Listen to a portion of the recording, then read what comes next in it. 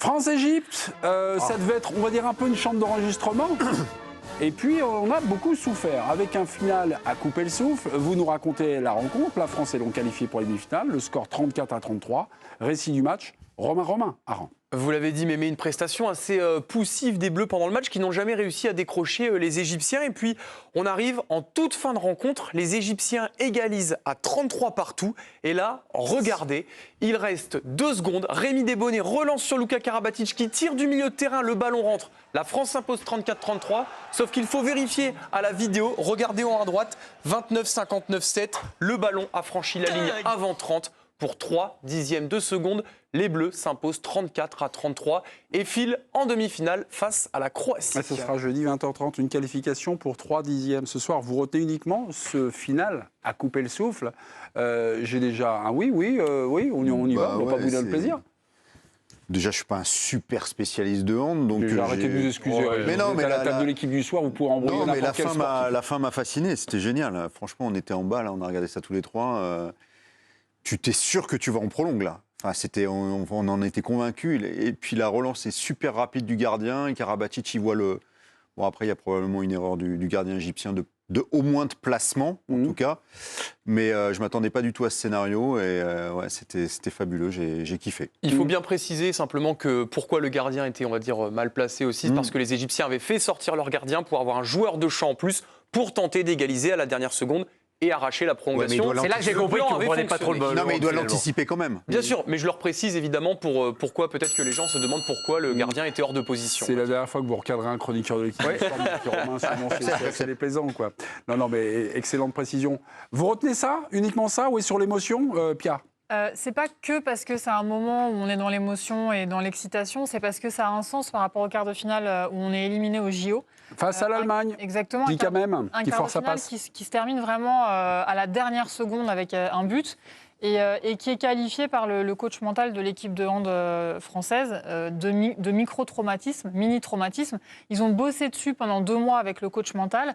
Et en fait, ce qui est intéressant, c'est qu'il s'appelle Pierre Artapinier. Il a fait une interview dans l'équipe cette semaine qui est hyper intéressante, ce coach mental. C'est tout nouveau pour l'équipe de France de hand d'avoir un coach chez les garçons.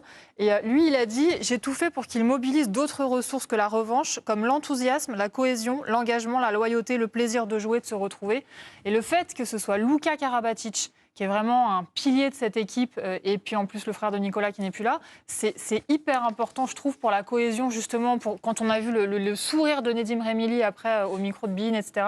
C'était vraiment un moment qu'on peut espérer comme réparateur. Les copains, moi, si je vous pose cette question-là, c'est vous retenez uniquement ça, ou alors ce match-là 2 balles pour Olivier Rodriguez? 2 choses pour moi. D'abord, c'est très révélateur du sport de haut niveau. Le sport de haut niveau en tennis, en athlétisme, en foot, en rugby, c'est un voyage au cœur des secondes. Là, on était en plein dedans, c'était formidable. Wow. Je veux bien tout le travail du préparateur mental, mais quand ça se joue à 3/10, toujours difficile de sous-peser le poids de ce travail mental-là, même s'il ne faut pas le négliger. Et je suis d'accord, c'est la première fois qu'un préparateur mental est présent à temps complet avec un staff de handball à haut niveau. Alors que les filles en ont un depuis très longtemps. Chez les garçons. Et la deuxième chose, c'est que je retiens aussi la performance du gardien égyptien, qui a maintenu le 2e gardien égyptien qui n'était pas le titulaire. Karim Endaoui. Ouais, et bien le Karim, il a maintenu son équipe à flot pendant très longtemps et il était difficile à tromper. J'ai trouvé qu'il avait aussi participé à ce scénario shakespearien qui se termine bien pour une fois. Lui, il va lui falloir un coach mental. Parce que quand vous me dites, c'est pas comme un gardien de but en foot qui monte pour le dernier corner. Il servait pratiquement à rien quand ils attaquent, les Égyptiens. Il n'est pas sur la ligne des 6 mètres à créer un décalage ou à porter... Il vient de la touche. Oui, il est dehors. Il est dehors, il joue avec 2 pivots. Il vient de la touche parce qu'ils ont fait un pivot. Tu fais rentrer un joueur de champ. Rico, c'est pas Ali Hamada qui marque contre Toulouse. Il fait quoi il attend le signal pour rentrer. Ouais. Bon, autant pour moi. Ouais. Mais l'autre chose, moi, c'est Desbonnets. Parce qu'on parle de joueurs MVP, etc. Mais Desbonnets, déjà... Il prend le ballon au fond des filets, il court comme un malade. Ouais. Il fait non, mais c'est lui qui fait la passe D. Bien et sûr. Une passe D que peu de gardiens sont capables de faire dans un moment de pression où tu peux carrément taper dans le ballon et t'énerver, tu vas en prolongue. Tu vois ce que je veux dire? Et là, faire ce qu'il fait Desbonnets, eh ben, ça veut dire qu'il est dans la partie, qu'il est concentré, et c'est lui qui fait quand même une passe décisive assez exceptionnelle. Après, il y a la réalisation de Karabatic. Envoyez le jingle là. Attendez, non, pas de dernière chose. Écoutez. Maya l'abeille est de retour. Bon, Mariama, bonsoir. Il vient du banc, je crois. Bonsoir. J'adore cette chanson. Malheureusement, je ne suis pas présente physiquement, mais je suis là quand même. Bon, mais vous êtes là, vous êtes toujours là, vous veillez sur nous. Les chroniqueurs ont reconnu que le handball, ils n'en regardaient pas tout le temps. Là, ce genre de scénario déjà, là, à 3/10, des trucs comme ça, c'est du hand, ça se produit, on va dire, régulièrement, ou là, ce que vous avez vu, c'est un peu inédit. Non, mais c'est du handball, justement. C'est tous les matchs couperés, c'est tout l'intérêt. Parce qu'on est un sport qui va très rapidement, où il y a beaucoup d'actions. Bon, sans lancer une fléchette gratuite au foot, on n'attend pas 45 minutes qu'il se passe quelque chose. Donc, on sait très bien qu'à chaque seconde, ça peut changer. On a vu ça des tonnes de fois. Et aujourd'hui, ça fait du bien que la pièce tombe du bon côté pour l'équipe de France. Est-ce que ce soir, vous retenez uniquement ce finish à couper le souffle? J'espère que non, parce que sinon, on va écouter notre discussion, Mariama. Non, quand même pas du tout. Hein. On a eu quelques certitudes. Tout à l'heure, vous parliez de Rémi Desbonnets. Pour le coup, il a fait vraiment une très grosse partie parce qu'il faut rappeler que le meilleur joueur de cette équipe égyptienne, c'est Yahya Omar qui joue l'arrière droit du PSG, qui était meilleur buteur de cette équipe. Jusque-là, il a mis 30 buts avant ce quart de finale. Et Rémi a réussi vraiment à mettre les arrières égyptiens en difficulté. Donc de loin, il a été très très bon. Il a tenu la baraque. Il n'y a pas que là. Même sur les pénaltys, on a vu enchaîner des doubles parades. Et ça, c'est un signal très fort parce que depuis l'arrêt des grands gardiens de cette équipe de France, c'était un poste où vraiment on avait pas mal d'incertitudes. Et il faut souligner aussi que tous les tauliers ont répondu présent. On souligne justement la performance de Nedim Remili. On peut souligner aussi la performance de quelqu'un qui n'est pas un taulier, hein, Aymeric Mil, mais qui a été chirurgical dans toutes ses actions. Et ça reste vraiment très positif face à une équipe qui n'a pas lâché jusqu'à la dernière seconde, ce qu'on n'avait pas forcément vu pendant les JO. Mariama, vous avez préparé quelques images, quelques sélections. Là, vous étiez un peu dans votre remise des prix. Je crois que vous avez apprécié le match de Rémili, qui est l'un des meilleurs buteurs de la rencontre, en tout cas le français. Et je crois qu'il a mis 6 buts avec Dicamem, c'est le meilleur buteur français. Il vous a intéressé en quoi ce Rémili? Bon, ok, il marque des buts, mais dans le jeu, dans les petites choses comme ça, qu'est-ce qui vous a plu? Qu'est-ce qui vous a emballé? Ce qui m'a plu, c'est sa capacité à jouer pour lui, à aller chercher des espaces, à se montrer décisif dans des moments clés. Hein. Il a montré pas mal de patience. Même si on sait qu'il aime tirer de loin, il a quand même été chercher des espaces pour perturber cette défense égyptienne. Et c'est ce qu'il nous faut, hein. Un Nedim Remili qui apporte du danger pour ouvrir des espaces sur les côtés, même si à côté de lui, on n'a pas non plus des parfums. Autre chose en image avec le gardien, donc Desbonnets, vous en avez un petit peu parlé. Moi, j'avais une question sur Desbonnets, qui a fait un match sensationnel, qui fait 12 arrêts. Ok, statistiquement, c'est plutôt bien.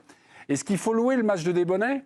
Ou alors est-ce qu'il faut lier, on va dire, ce qui se passe juste devant, c'est-à-dire sa défense, qu'ont quand même si les Égyptiens sont très forts en attaque, mais ils n'ont quand même pas facilité la tâche aux tireurs égyptiens. Donc finalement, il y avait toujours ce jeu de placement et ce jeu d'impasse et ce jeu, on va dire, de lecture du jeu. Est-ce qu'il faut associer le match de Desbonnets, on va dire, à l'arrière-garde française? Dans la première mi-temps, oui, la défense française a été impeccable. On a eu Karl Conan qui était très très bon, même s'il a pris un carton rouge au bout d'un moment. Et notamment, c'est vraiment compliqué parce qu'il aurait pu l'éviter. Il a pris 2 minutes pour avoir riposté contre l'arbitre, donc ça, c'est quelque chose qui aurait pu être évité. Donc on peut dire sur la première mi-temps, oui, sur les tirs de loin, il y a eu quand même pas mal de pression qui a été mise par la défense française. Mais après, derrière, en deuxième mi-temps, on a vu une équipe de France plus en difficulté face au jeu au 6 contre 7, où les Égyptiens ont pu sortir leurs gardiens pour jouer en supériorité numérique en attaque. Et on a vu des arrêts de gardiens, de grands gardiens. Et sur les pénaltys, il n'a pas l'aide de sa défense. Donc, il faut souligner sa performance. Voilà, on voit quelques arrêts de Rémi Desbonnets, notamment donc sur un jet de 7 mètres, un penalty. Voilà. Vous étiez, vous voulez voir également le match de Dicamem, avoir une petite action. On continue de feuilleter votre album, Mariama. Qu'est-ce qui vous a intéressé là dans ce choix, dans votre sélection? Je vous donne la main. Je suis demi-centre ce soir. Merci beaucoup. Non, mais ce qui est intéressant, c'est la réaction de Dicamem. On l'a vu en première mi-temps, rater quelques tirs et il ne s'est pas déconcentré. Et il a tiré à la 59e, si je ne me trompe pas. Donc, c'est les moments où il avait un petit peu bégayé pendant les Jeux Olympiques et on lui reprochait ça. Moi, ce que j'apprécie, c'est son retour de blessure où il revient serein, il ne s'éparpille pas, il joue assez simple et il apporte vraiment énormément dans l'attaque française en termes de pression et de précision. Vous avez parlé de certitude. Moi, et on voit les actions que vous avez décrites là, de Dika même. Vous avez parlé de certitude. Moi, j'étais un petit peu inquiet. J'avais l'impression que, alors c'est peut-être la lecture du match, que la France avait beaucoup plus de marge que l'Égypte. Et je trouve qu'en deuxième mi-temps, il y a des choses, il y a des petits soucis, des petits trucs comme ça. Est-ce que vous partagez ce constat ? Ou non, c'est le hand, et puis ça peut... sur quelque chose de pas si maîtrisé que ça, quoi. Oui, il y a un moment où c'est un petit peu parti dans tous les sens. On a eu le poste d'arrière gauche qui a été un petit peu déserté en deuxième mi-temps. On a eu Thibaut Brié qui a été très bon encore en première mi-temps avec des duels à contre un. Derrière, Elohim est rentré, Elohim Prandi est rentré, a marqué un petit peu loin. Et en deuxième mi-temps, ils ont eu un petit peu de mal à vraiment s'imposer. On a vu pas mal de pertes de balles qui auraient pu être évitées avec un jeu plus arrêté. Ça manquait un petit peu de mouvement. Mais bon, après, le plus important, c'est de savoir qu'on garde quand même une partie de notre base arrière qui reste performante, notamment le poste de demi-centre. Et derrière droit, on a vu Melville Richardson apporter beaucoup de danger de loin. C'est vrai que sur des matchs encore plus accrochés, peut-être que ça fera la différence. Donc, il faut que cette équipe réussisse à garder le cap dans le mouvement qu'elle peut mettre et dans la manière dont elle envoie ses arrières en orbite. Ok, bon, c'est un cap à passer en fait. Oui, Hervé. Oui, une petite question pour Mariama.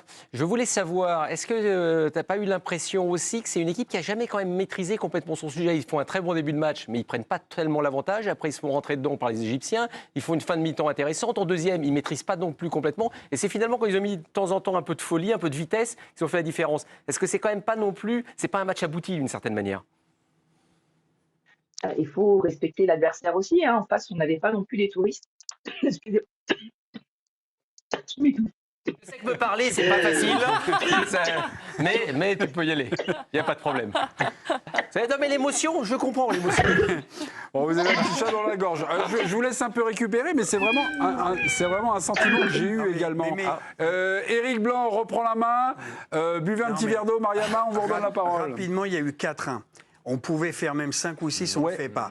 18-14 à la mi-temps. Et, on mène 19-14. On mène 21-19, enfin, ou un peu plus, 24-19. Ils reviennent. 3 fois de suite, ils sont revenus. On a eu 4-5 buts d'avance.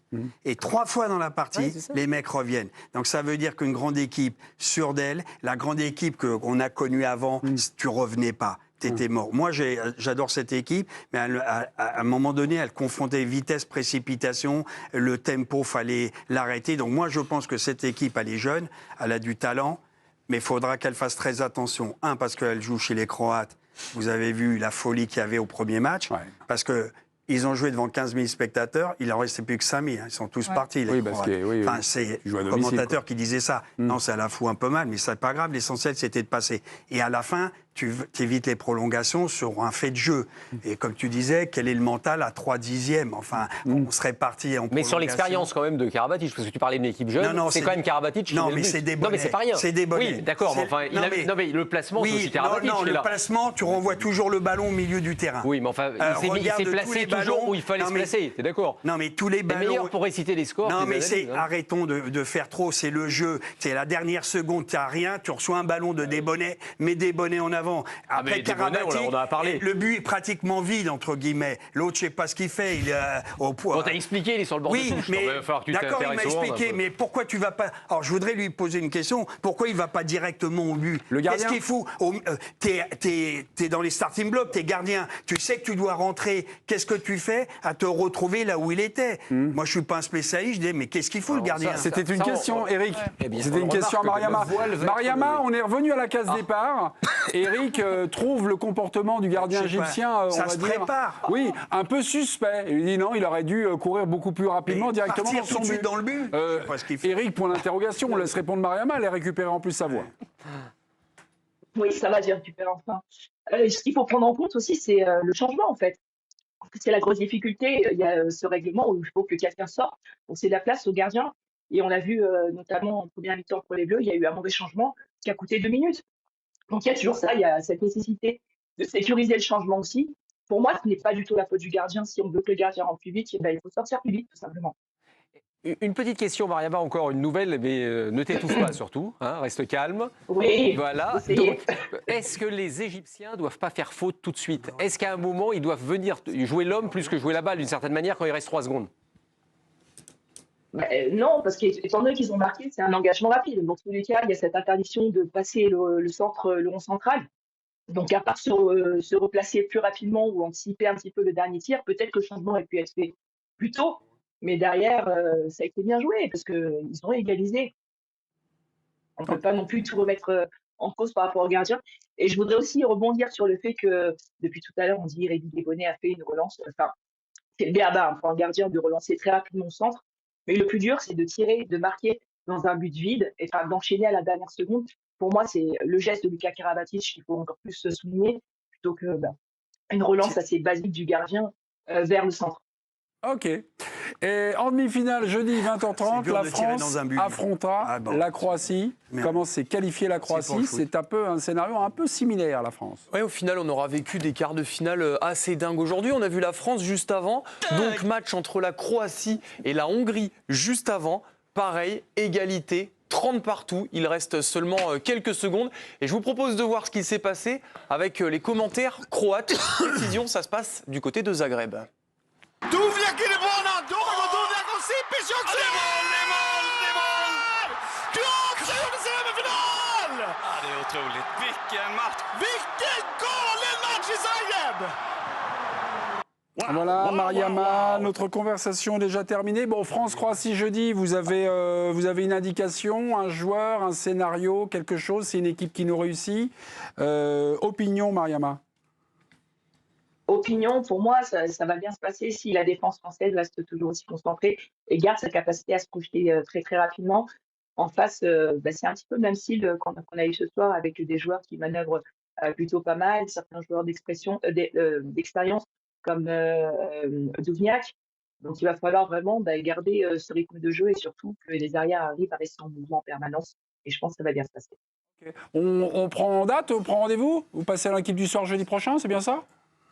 Bien sûr, avec plaisir. C'est obligatoire, sinon je vais faire un sitting devant la chaîne. Avec un verre d'eau. Hein. Avec ce petit pull nid d'abeille qui est magnifique.